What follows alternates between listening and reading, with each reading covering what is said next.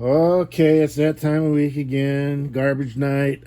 Has to go through the recycle stuff here and make sure we're good to put things out on the street. So I just got to go through here and see what we can dig out. Oh my goodness! What do we have here? I think we got a tank car. Boy, this looks like a pretty close size for an old scale 2-rail tank car. I can see it now. Where's my reference rule? Let me just check this a second. My God, that's 10 scale feet. That's pretty close. Maybe a little under, maybe 9.5. And this is one heck of a can. It's not aluminum.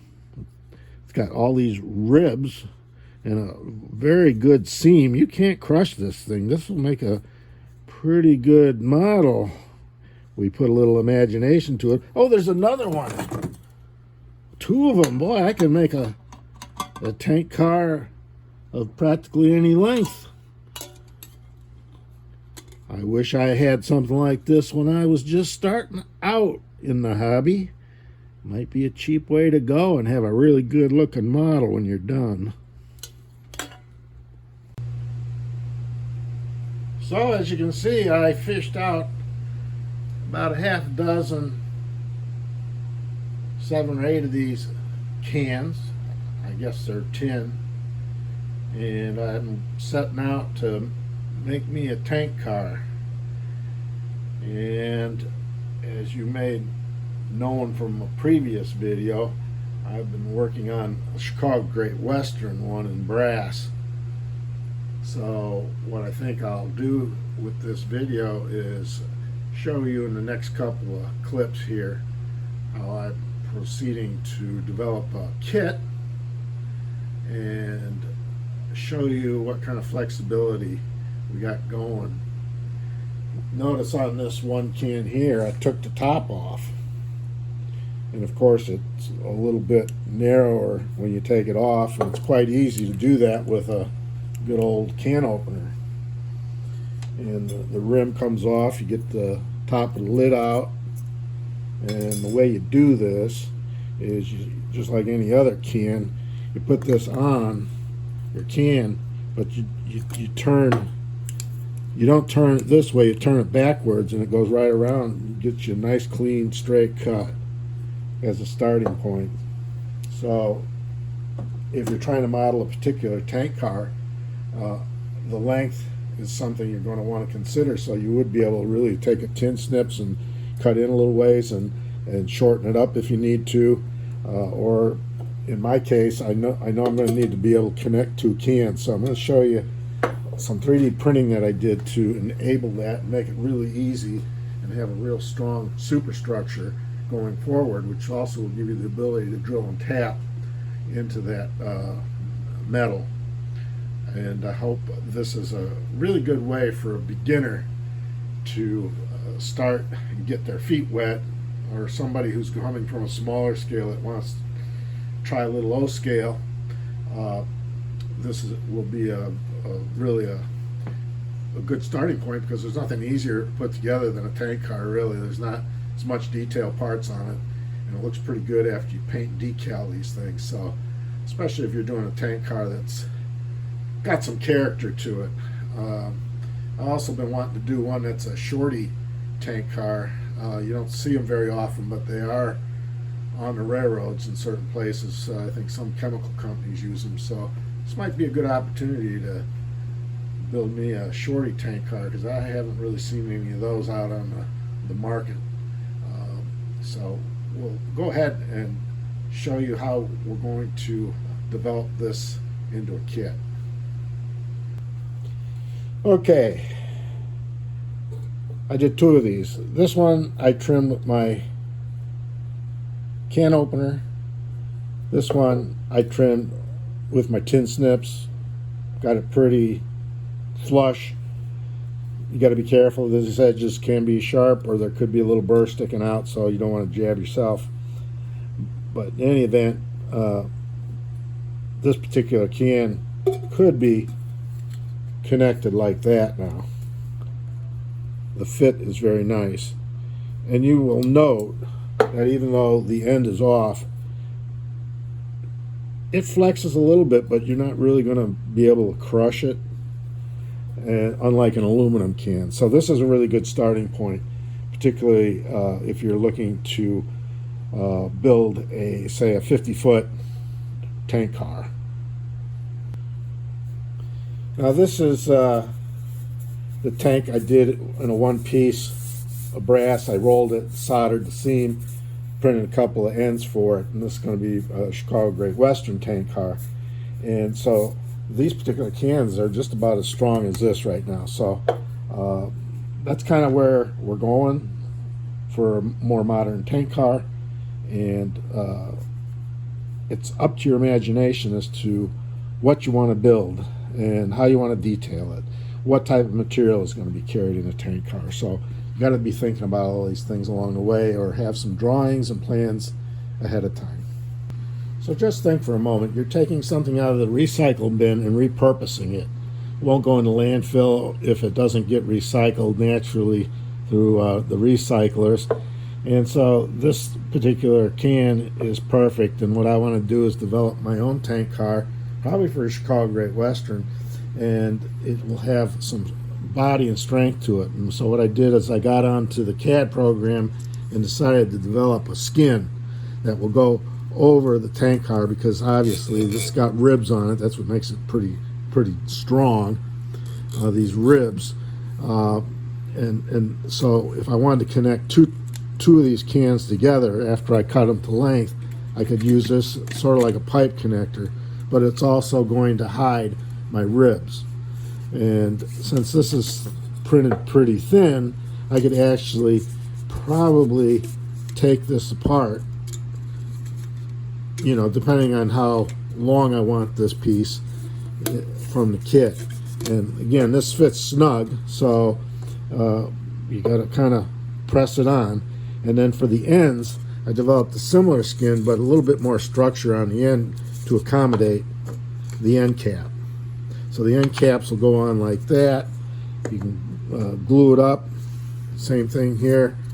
And you could actually probably use different end caps, because if you look at tank cars, some of them have a less spherical, more elliptical shape to them, or a flatter end. And again, it just depends on what you want to build. So when this comes together, you're going to have a tank car kit. It's going to be your basic kit as a starting point.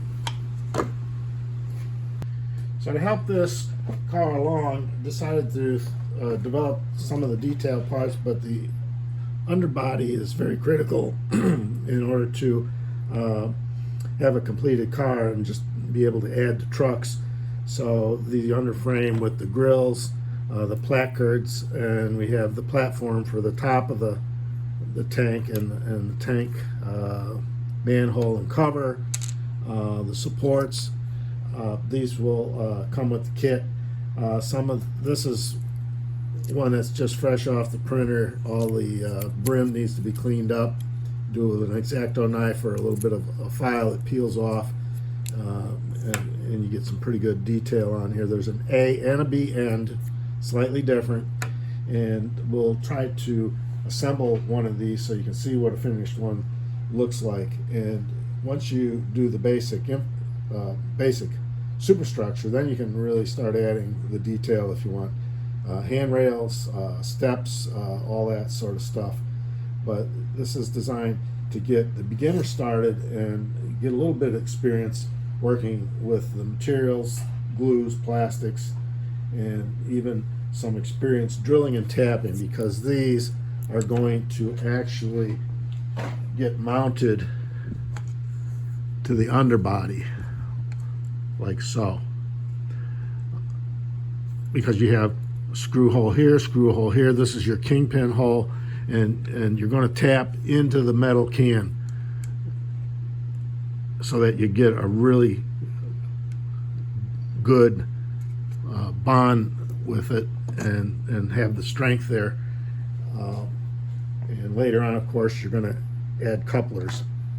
So that's a brief tour of finding something in the recycle that doesn't cost you a lot of money, and it's kind of a fun project to develop.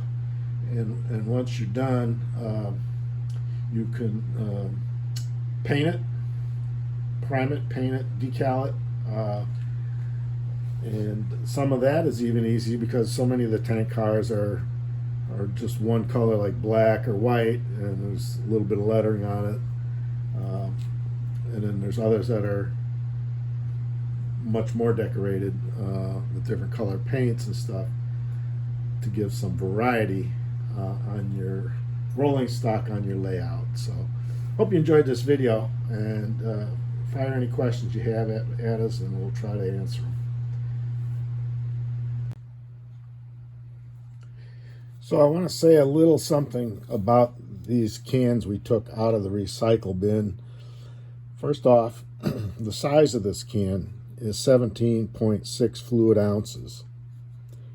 The overall length of this can, if we measure it with our tape measure, is about 6 7/8 inches in length.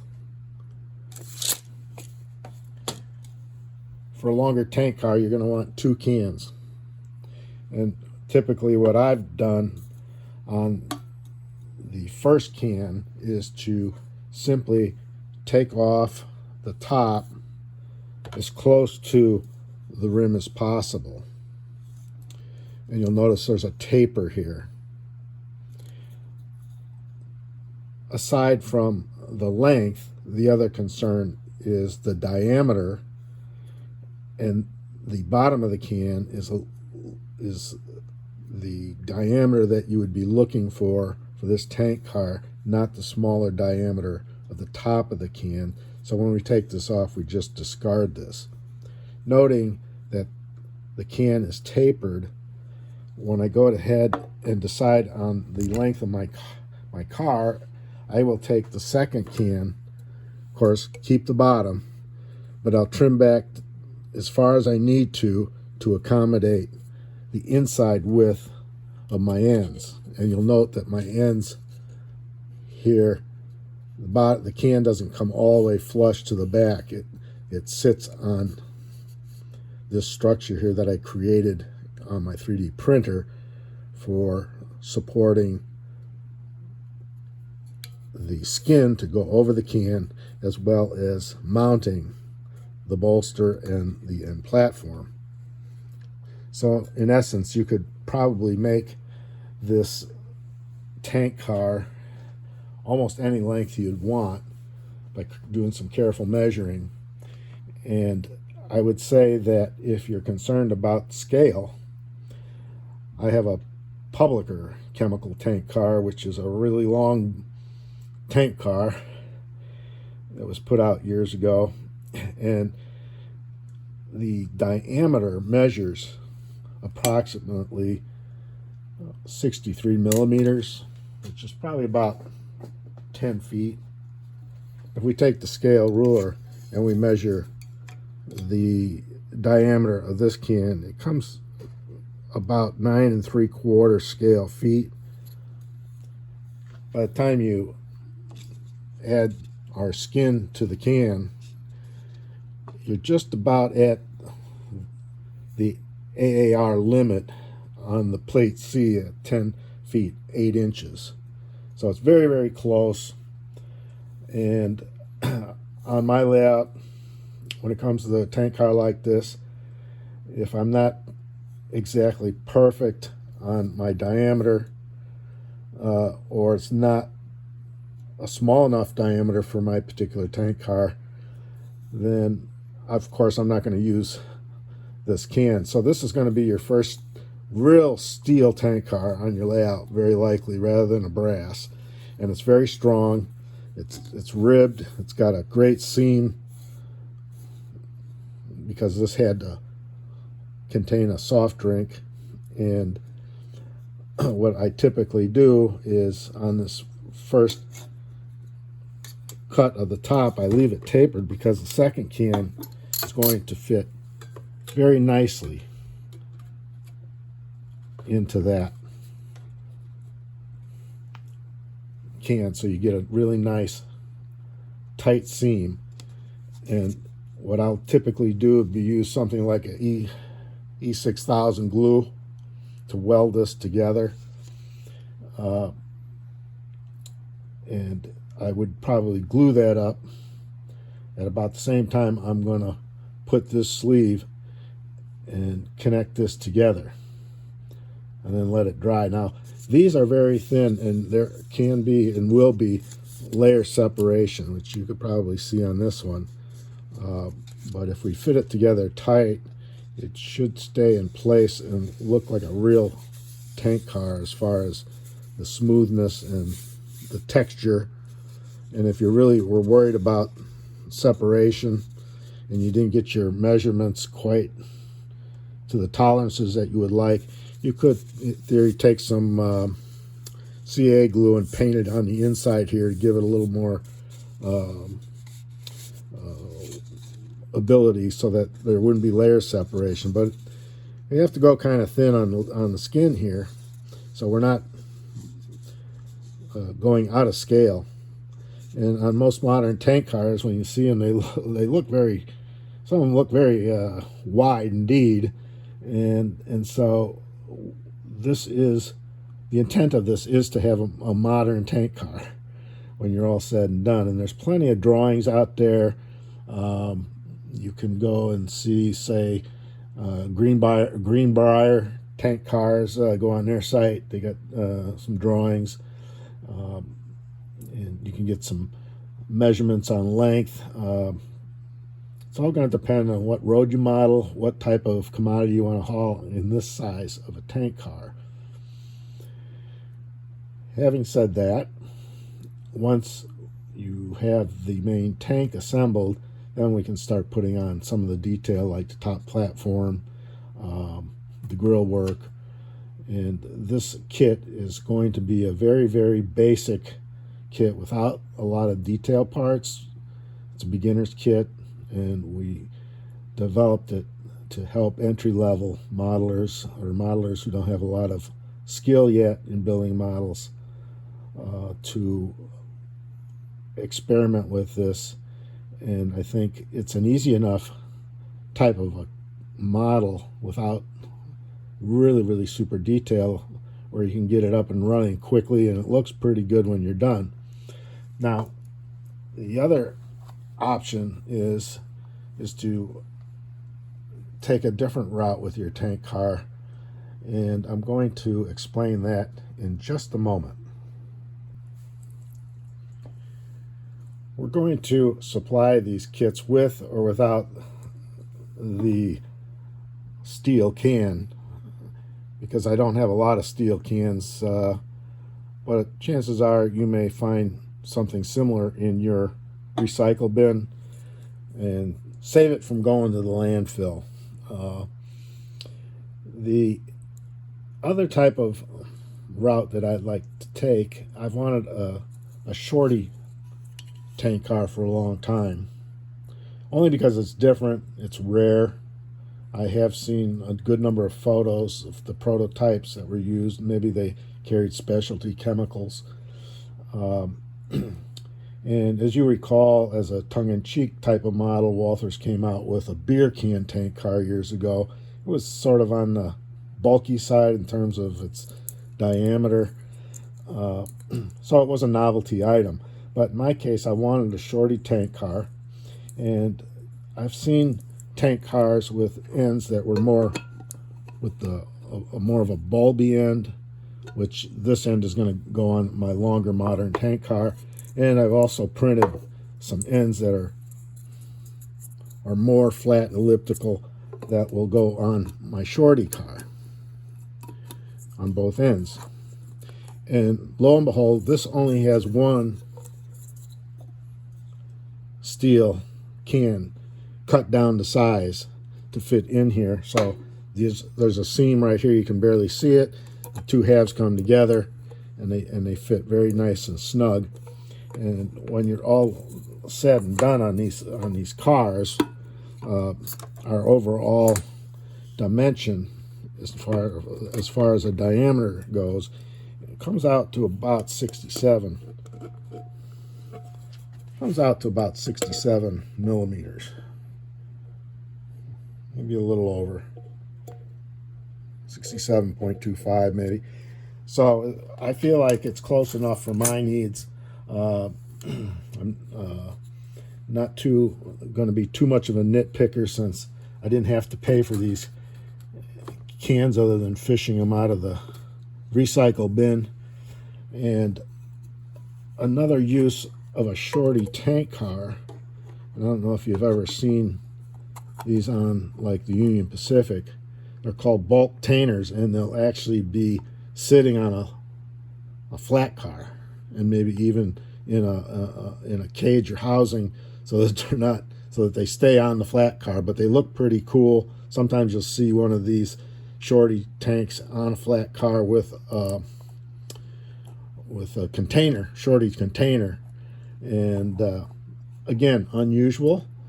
And I like something that is unique in terms of rolling stock that's fairly rare, and many times you will not have found a manufacturer that would have made 100,000 of these for modelers, at least in the desired scale that we're in as far as O scale goes. So this type of model with a can as a starting point gives you a lot of different options and avenues to be creative, innovative, and try different things. On this particular build, what I've done is I've determined my center position, since this is a good guide, and a lot of these skins, when we print them, has a line work that is helpful in keeping everything aligned.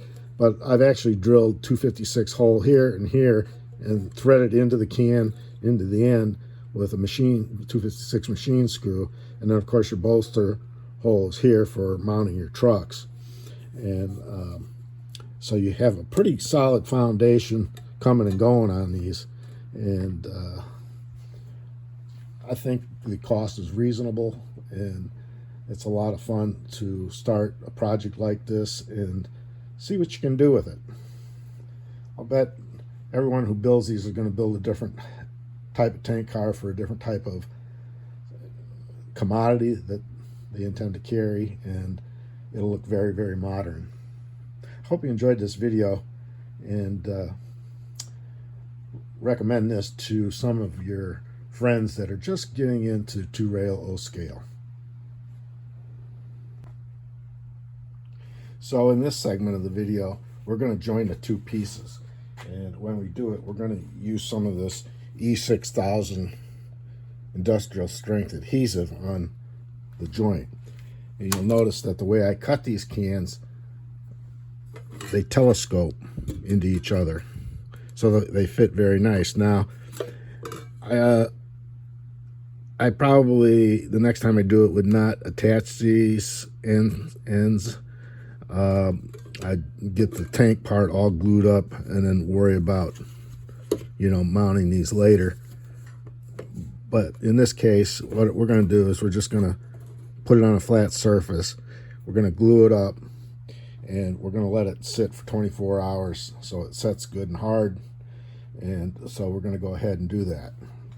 So the first thing I'm going to do is take this off, and I'm going to take my sleeve or skin here, and you can see it's coming apart a little bit, but I think it'll compress just nice. And we're going to put the first half of the skin on that part of the tank. And now what we're going to do is we're going to open up our tube of glue. This is a brand new tube.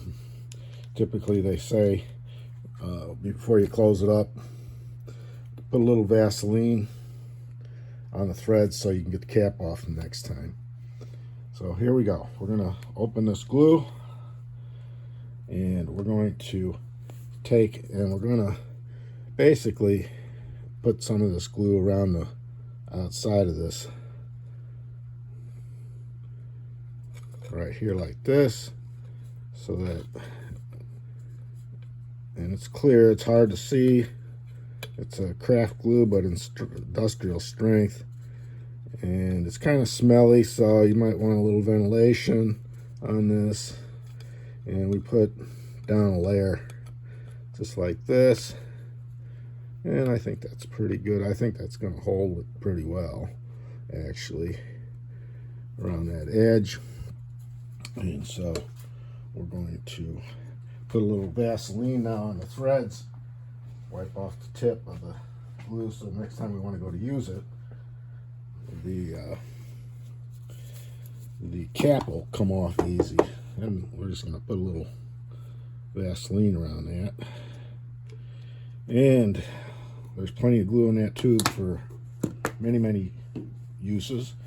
So the first thing we want to do is make sure we're on this flat surface, so when we connect it up, we're going to push that sleeve all the way on, and we're going to make sure we go all the way to the end and that we're flat. And we're going to press it nice and tight. And we're going to take a little paper towel. We're going to wipe the excess off here. Let it squeeze through. And that's how I would connect it up. Now, on some tank cars, a lot of times when you look at them, it looks like they have a sway back to them. And I guess that's built in deliberately, particularly for unloading purposes, maybe. I haven't really researched it that deep. But you could put a little sway back in this by not pressing it all together real tight. And this will be all set to start putting on the detail very shortly. We'll make sure our end caps are glued on nicely. And you'll have pretty much a good basic starting point to do your detail work.